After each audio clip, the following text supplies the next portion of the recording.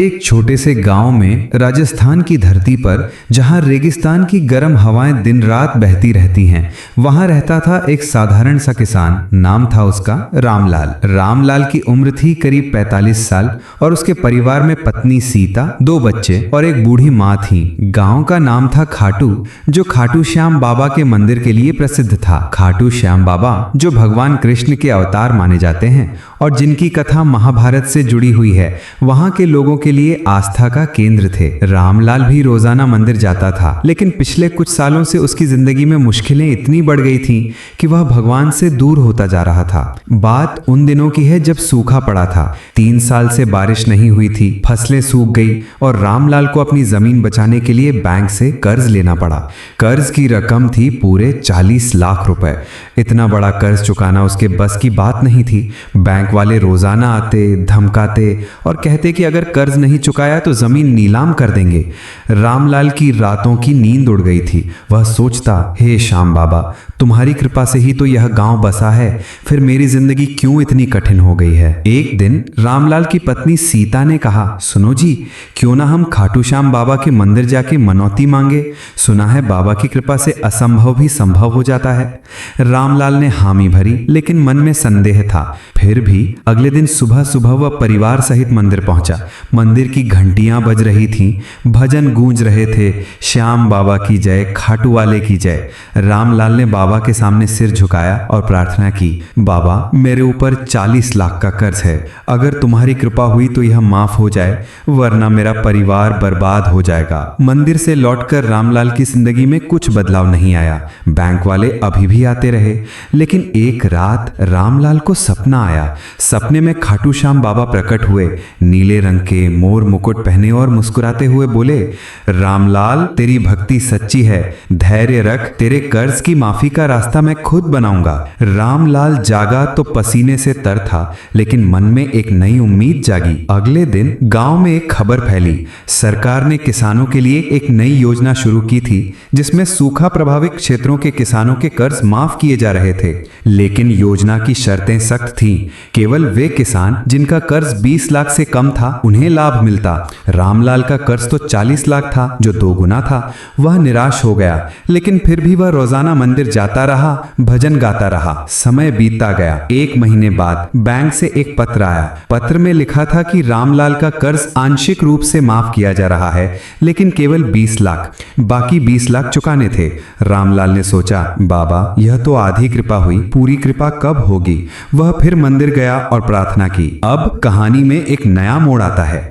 गांव में एक अमीर व्यापारी रहता था। नाम था हरिशंकर।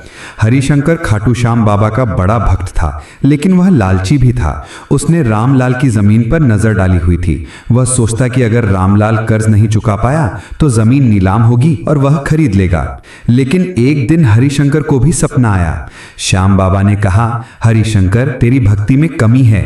अगर तू रामलाल की मदद करेगा तो तेरी मनोकामना पूरी होगी। हरिशंकर डर गया और अगले दिन रामलाल के घर पहुंचा। उसने कहा, रामलाल, मैं तेरे कर्ज के बाकी 20 लाख चुका दूंगा, लेकिन बदले में तू मुझे अपनी फसल का आधा हिस्सा देना। रामलाल खुश हुआ, लेकिन मन में संदेह था। फिर भी वह राजी हो गया। लेकिन जैसे ही सौदा हुआ, बारिश होने लगी।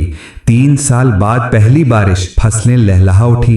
रामलाल की फसल इतनी अच्छी हुई कि वह न केवल हरिशंकर को आधा हिस्सा दे सका, बल्कि अपना हिस्सा बेचकर अतिरिक्त पैसे भी कमा लिए। लेकिन कहानी अभी खत्म नहीं हुई। सरकार ने योजना में बदलाव किया और अब 40 लाख तक के कर्ज माफ किए जाने लगे। रामलाल का पूरा कर्ज माफ हो गया। रामलाल ने मंदिर जाके श्याम बाबा को धन्यवाद दिया। पूरा गांव जश्न मना रहा था, लेकिन यह सिर्फ शुरुआत थी। अब मैं आपको खाटू श्याम बाबा की पूरी कथा सुनाता हूं, जो महाभारत से जुड़ी हुई है और कैसे बाबा की कृपा से असंभव संभव होता है। खाटू श्याम बाबा, जिन्हें बर्बरीक भी कहा जाता है, महाभारत के योद्धा थे। बर्बरीक घटोत्कच के पुत्र थे और उन्होंने 3 बाणों से पूरी दुनिया जीतने की प्रतिज्ञा की थी, लेकिन भगवान कृष्ण ने उन्हें रोक लिया और उनका शीश दान मांगा। बर्बरीक ने शीश दान कर दिया और कृष्ण ने वरदान दिया कि कलयुग में वे श्याम नाम से पूजे जाएंगे। खाटू खाटू ने उनका मंदिर है जहां उनका शीश स्थापित है। रामलाल की कहानी में अब और भी घटनाएं घटी। एक दिन रामलाल का बेटा बीमार पड़ गया।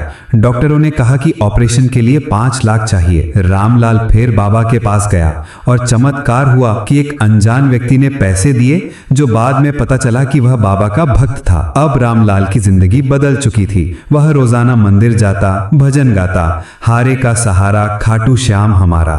गांव के अन्य किसान भी बाबा की कृपा से लाभान्वित हुए।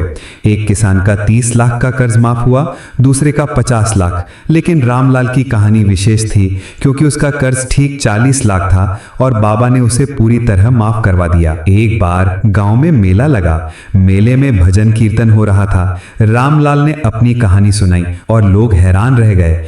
बाबा की कृपा अपार है, उन्होंने कहा। अब कहानी में ऐतिहासिक प्रसंग जोड़ते हैं। खाटू श्याम मंदिर की स्थापना कैसे हुई? कहा जाता है कि एक गाय रोजाना दूध की धारा मंदिर की जगह पर गिराती थी। खुदाई हुई तो शीश मिला और मंदिर बना। रामलाल ने मंदिर में दान किया और उसकी जिंदगी सुखमय हो गई। अंत में वह कहता है, 40 लाख का कर्ज माफ करने वाले श्याम बाबा की जय। जय खाटू श्याम बाबा।